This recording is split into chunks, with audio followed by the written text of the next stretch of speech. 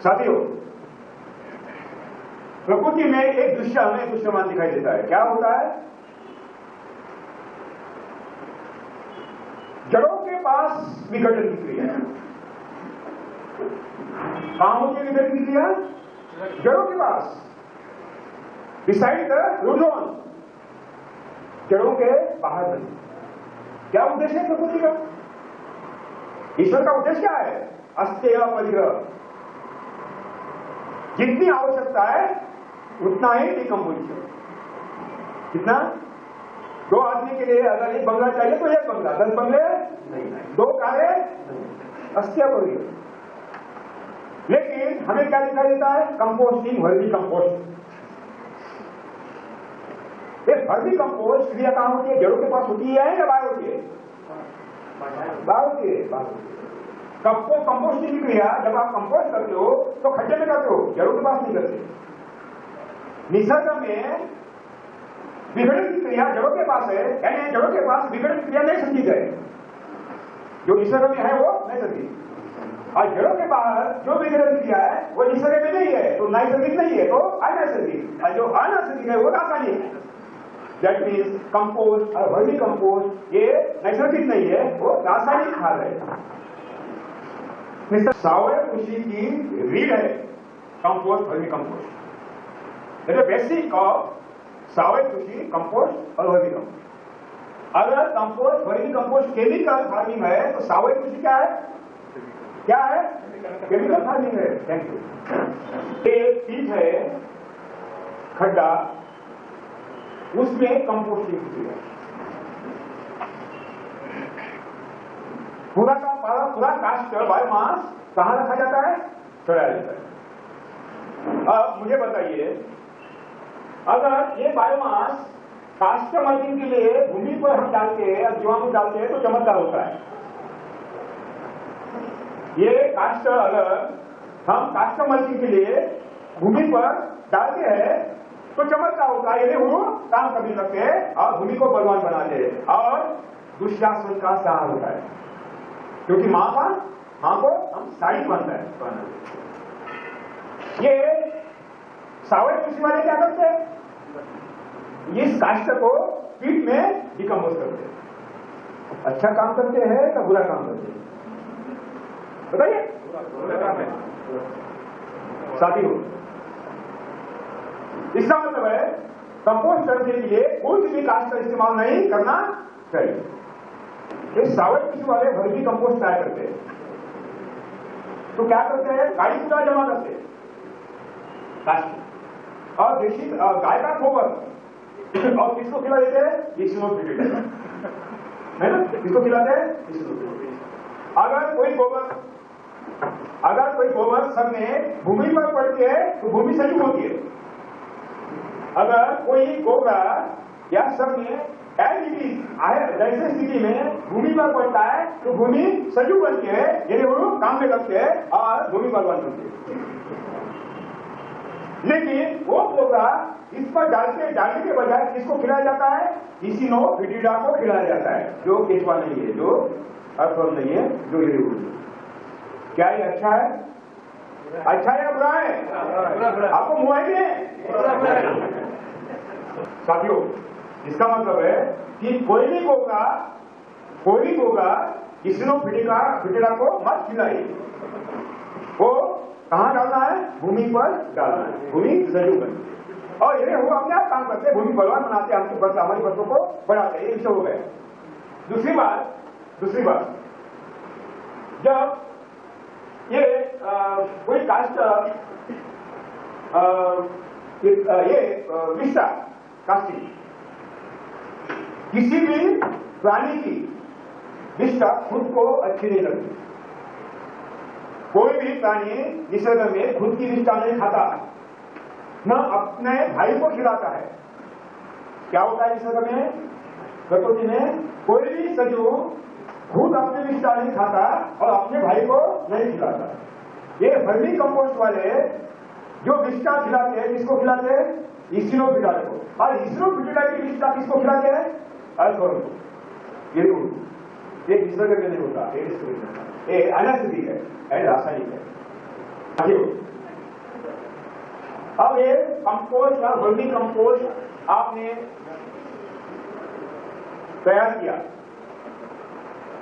और बेचा जाता है। क्या किया जाता है? बेचा जाता है। 1 ton of FIR,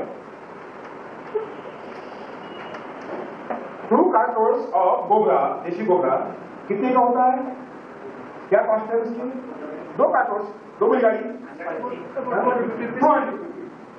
250 पर कार्टन 5 रुपए। ओके, 2 कॉस्ट 250 1 टन और 200 1 टन है 1 टन ना 500,000 रुपीज।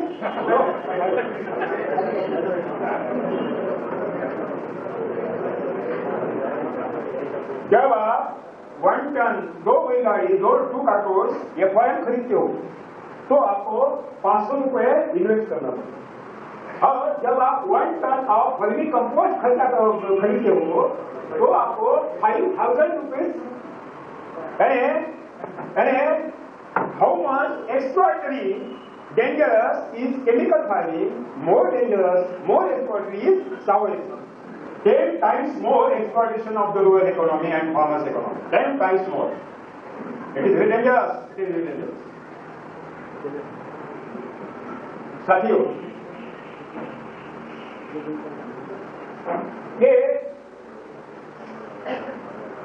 1 bag of यूरिया क्या कॉस्ट है? 250।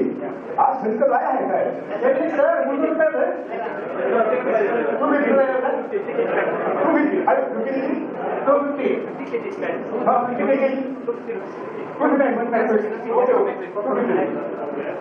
अगर आप यूरिया की 1 बैग खरीदते हो तो कितना इन्वेस्टमेंट करते हो? 250। ये नीम की खल्ली लिया, थोड़ी एवरेजी की कैस्टर की खल्ली मीन्स थोड़ी करल्स की खल्ली ली, लकड़ी का भूसा उसमें मिलाया, थोड़ी मिट्टी डाली, थोड़ा यूरिया डाला, मशीन में बेट किया और 50 किलो का बोरा आकर्षक कौन सर अमुक ब्रांड का ऑर्गेनिक मैन्यूअर 550 रुपए पर बैग। कौन सा महंगा है? कौन सा महंगा है? Organic farming. That means how much dangerous is chemical farming, more dangerous is organic farming. साथियों, ये अमृतो सल्फान का भाव क्या है 1 लीटर का? एंडोसल्फान अमृतो सल्फान 1 लीटर एंडोसल्फान क्या भाव है?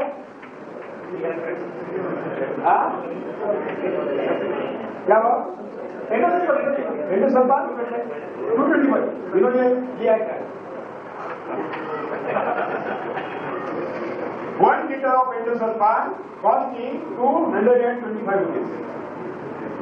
थोड़ा गोमूत्र लिया, कड़ूजी की पत्तियां ली, उसमें डाल दिया, लैंटेना कैमेले की पत्ती ली, उसमें डाल दिया, तरल की पत्ती लिया, उसमें डाल दिया, उसको उबाला, खाना 1 लीटर पैक में आकर्षक ढंग से उसको लगा, एक बैनर लगा दिया, वनस्पति जन्य कीटनाशक 1100 रुपीज पर लीटर। यानी एंडोसल्फान 250 रुपए और ये 1800 रुपए। 4 times more exploitation. How much dangerous is chemical farming? More dangerous and more exploitatory is organic farming. Sourdough. Humus 56% carbon and dead bodies of micro organisms सूक्ष्मजीवा 46%। भूमि में 2 तत्व होते हैं जो कार्बन को डिपॉजिट करते हैं, एक है ह्यूमस जीवन द्रव्य और दूसरा है माइक्रो ऑर्गेनिज्म का सूक्ष्मजीवों का शरीर।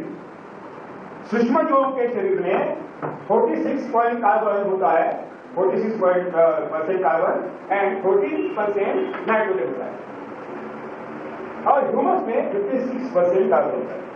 यानी जब आप मल्चिंग डिकम्पोज करते हो उससे जो मुक्त होता है कार्बन भूमि में तो वस्तुओं में वो डिपॉजिट होता है ह्यूमस में। और अगर 100 की तरफ लिबरेट होता है, अगर कार्बन 100 kg लिबरेट होता है तो केवल 1% इन दोनों में डिपॉजिट होता है।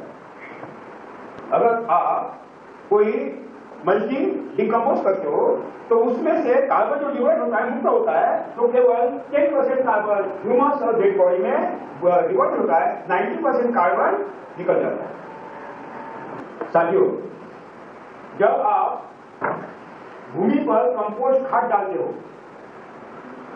या वर्मी कंपोस्ट डालते हो, तो बात कॉन्सेंट्रेट से सुने, एकाग्र से सुने। जब आप भूमि पर कंपोस्ट खाद डालते हो या वर्मी कंपोस्ट डालते हो, this both are totally decomposed matter. ये पूरी तरह से विघटित हुए मैटर है, पदार्थ है। और जब भूमि पर डालते हो तो उसमें से कार्बन कहां उड़ जाता है? ऊपर उड़ जाता है। कंपोस्ट भी उड़ जाता है और वर्मी कंपोस्ट भी उड़ जाता है, केवल 1% डिपॉजिट होता है। इसलिए हर साल आपको कंपोस्ट भी डालना पड़ता है और वर्मी कंपोस्ट भी डालना पड़ता है। रासायनिक गोबर हर साल डालना पड़ता है, कंपोस्ट हर साल डालना पड़ता है और वर्मी कंपोस्ट हर साल डालना पड़ता है। जो कैरेक्टर्स रासायनिक गोबर में है वही सब कैरेक्टर लाके ये वर्मी कंपोस्ट के होते हैं। इसलिए वर्मी कंपोस्ट और कंपोस्ट रासायनिक गोबर है, वर्मी कंपोस्ट रासायनिक गोबर है।